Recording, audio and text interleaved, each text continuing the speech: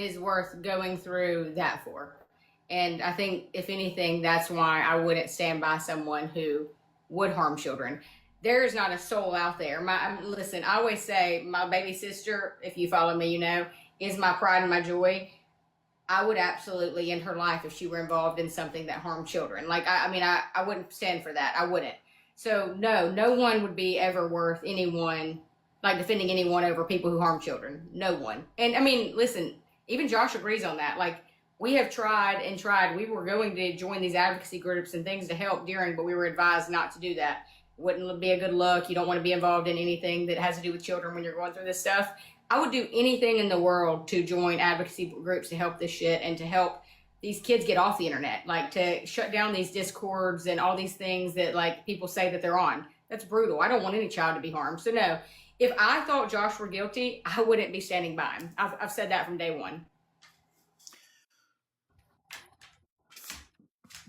Fair enough. You've said so you've gone hard at a lot of people, and one of the things that personally bothered me is there's a couple of videos you've made where you make a comment to people saying, if you're not a perfect 10, then don't come after me. Yeah. I mean, do you truly stand? Is that truly how you believe?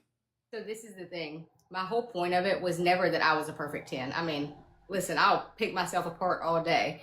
It wasn't that I was saying I was a perfect 10. My whole thing is, you better not have anything wrong with you. You better have a clean slate. You better have no family members with drama, absolutely nothing. And yeah, I will, if you're going to comment, because the thing is, I think the part you don't see, Robbie, is that in my comment sections, it's, you're ugly, you look old, you're wrinkly as hell. I mean, it's absolutely coming at my appearance. So my point for that part, hey girl, is that if you're going to come after my appearance, you better be hot as hell. That's my point. It's not like, it's not just oh, Robbie goes out here and makes videos about true crime and things like that, I'm going to attack his appearance. I'm going to say, Robbie, you gray-haired bitch. I'm not, that's not, it's, if Robbie is coming after my appearance, oh, I'm going to tear you a new one. Because I know that's where girls are most sensitive. And listen, I'm your biggest fan. I am, like, everybody's biggest fan. Everybody's biggest mental health advocate and all that. But I will give somebody a complex real quick. Because, I mean, I get torn apart every day. You can't hurt my feelings. But I'm like, if you think it's okay to go on the internet and talk shit about people's teeth and everything else, I'm for sure attacking your appearance. There's no doubt about it. So what's next for you and Josh? How does this at all?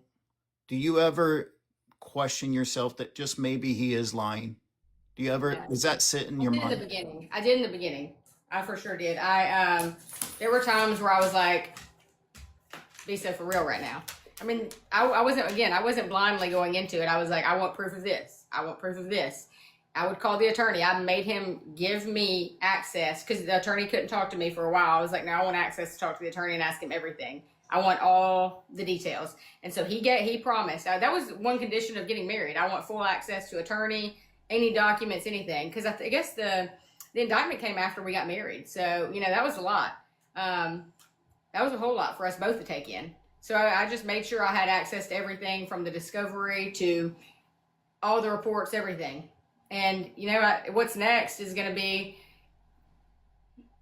it's a lot to think of. You have to know that the rest of your life, whether he's cleared of this or he's not, he will